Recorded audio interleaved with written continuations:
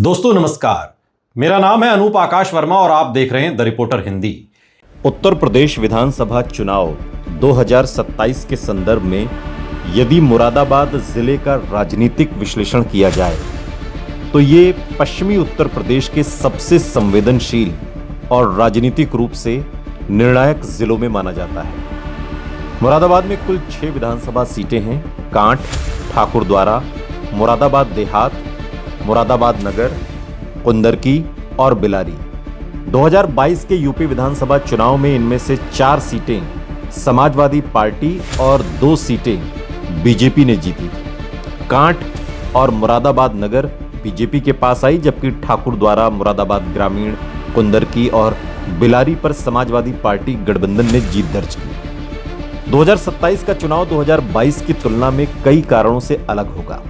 पिछली बार समाजवादी पार्टी और राष्ट्रीय लोकदल साथ में थे, जबकि कांग्रेस अलग चुनाव लड़ रही थी। और अब राष्ट्रीय लोकदल एनडीए का हिस्सा है और कांग्रेस समाजवादी पार्टी के साथ है।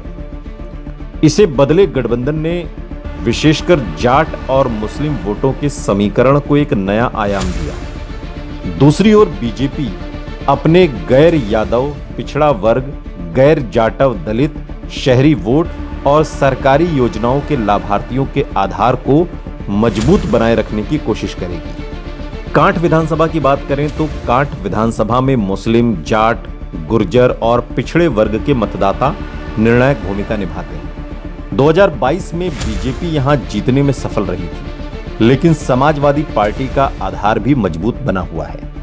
यदि सपा कांग्रेस गठबंधन मुस्लिम और यादव वोटों को एकजुट रखते हैं तो मुकाबला बेहद करीबी हो सकता है। दूसरी ओर बीजेपी जाट, गुर्जर, सैनी, लोध, गैर यादव, ओबीसी और लाभार्थी वर्ग को एकजुट रखने में सफल रहती है तो सीट बचा सकती है। ठाकुरद्वारा सीट की बात करें तो मुस्लिम बहुल सीट मानी जाती है। यहां पर मुस्लिम आबादी लगभग आधी या उससे अधिक प्रभावशाली मानी जाती है और हिंदू मतदाताओं में गुर्जर, जाट, ठाकुर और अन्य पिछड़े वर्ग की भूमिका रहती है।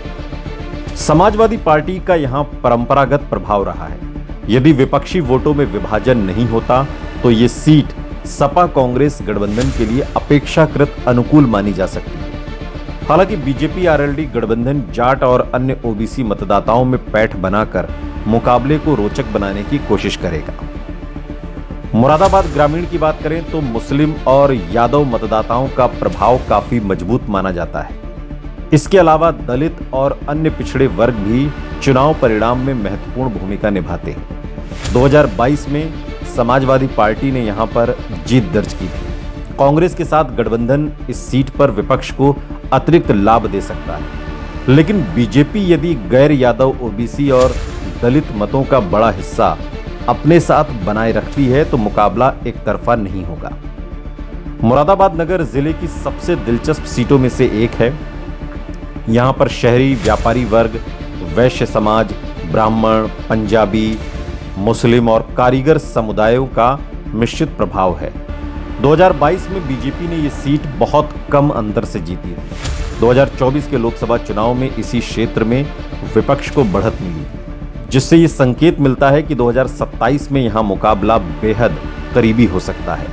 शहरी विकास, व्यापार, पीतल उद्योग, रोजगार, ट्रैफिक और कानून व्यवस्था यहां के प्रमुख मुद्दे हो सकते हैं। कुंदरकी सीट की बात करें तो उत्तर प्रदेश की सबसे चर्चित मुस्लिम बहुल सीटों में गिनी जाती है। यहां मुस्लिम मतदाता निर्णायक हैं, जबकि सैनी, कुर्मी, दलित और अन्य पिछड़े वर्ग भी महत्वपूर्ण संख्या में हैं। 2022 में समाजवादी पार्टी ने यह सीट जीती थी, जबकि बाद के उपचुनाव में बीजेपी की जीत ने इस क्षेत्र को नई राजनीतिक बहस का केंद्र बना दिया। इसलिए 2027 में यह सीट पूरे प्रदेश की सबसे हाई प्रोफाइल सीटों में शामिल हो सकती है। यहां उम्मीदवार चयन, मतदान प्रतिशत और स्थानीय सामाजिक समीकरण नतीजे को तय करेंगे। बिलारी सीट की बात करें तो मुस्लिम, यादव, जाट, ठाकुर और दलित मतदाताओं का मिश्रित प्रभाव है। 2022 में समाजवादी पार्टी ने यहां जीत हासिल की थी। यदि विपक्ष का सामाजिक गठबंधन एकजुट रहता है तो सपा कांग्रेस को बढ़त मिल सकती है, लेकिन बीजेपी आरएलडी गठबंधन जाट और गैर यादव पिछड़े वर्ग के सहारे मुकाबले को कठिन बनाने की कोशिश करेगा।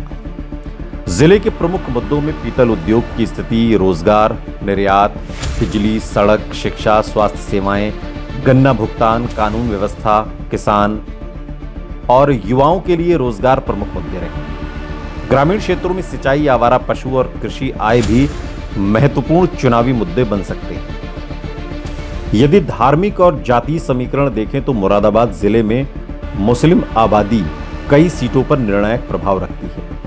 यादव, जाट, गुर्जर, सैनी, लोध, दलित, वैश्य और ब्राह्मण समुदाय भी अलग अलग सीटों पर परिणाम प्रभावित करते हैं। बीजेपी की रणनीति गैर यादव पिछड़े वर्ग, गैर जाटव दलित और लाभार्थी वर्ग को मजबूत बनाए रखने पर केंद्रित रहने की संभावना है, जबकि समाजवादी पार्टी कांग्रेस गठबंधन मुस्लिम, यादव, कुछ दलित और अन्य पिछड़े वर्गों के व्यापक सामाजिक गठबंधन पर भरोसा करेगा। जो संभावित तस्वीर उभर रही है, ये पूर्वानुमान नहीं बल्कि एक वर्तमान राजनीतिक संकेतों पर आधारित विश्लेषण है। कांठ बीजेपी और सपा कांग्रेस के बीच कड़ा मुकाबला वाली सीट होगी। ठाकुर द्वारा सपा कांग्रेस को अपेक्षाकृत बढ़त दिलाने वाली सीट। मुरादाबाद ग्रामीण सपा कांग्रेस को बढ़त, लेकिन बीजेपी चुनौती देगी। मुरादाबाद नगर में अत्यंत करीबी मुकाबला होगा। दोनों गठबंधन यहां पर कड़ी टक्कर पे होंगे। कुंदरकी की बात करें तो सबसे हाई प्रोफाइल सीट है और बिल्कुल अनिश्चित सीट है, कोई भी जीत सकता है। बिलारी में सपा कांग्रेस को बढ़त है यदि विपक्षी वोटों का बड़ा विभाजन नहीं होता तो। कुल मिलाकर मुरादाबाद 2027 में पश्चिमी उत्तर प्रदेश के उन जिलों में रहेगा जहां लगभग हर सीट पर कड़ा मुकाबला होने की संभावना है। वर्तमान राजनीतिक रुझानों के आधार पर समाजवादी पार्टी कांग्रेस गठबंधन जिले में प्रतिस्पर्धी स्थिति में दिखाई देता है, लेकिन बीजेपी आरएलडी गठबंधन के संगठन, उम्मीदवार चयन और चुनावी अभियान के कारण कई सीटों पर नतीजे बहुत करीबी हो सकते हैं। अंतिम नतीजे स्थानीय उम्मीदवारों, चुनावी मुद्दों, मतदान प्रतिशत और मतदान के समय राजनीतिक माहौल पर निर्भर करेंगे, लेकिन फिर भी बीजेपी पर समाजवादी पार्टी कांग्रेस गठबंधन मुरादाबाद में भारी पड़ता दिखाई देता है।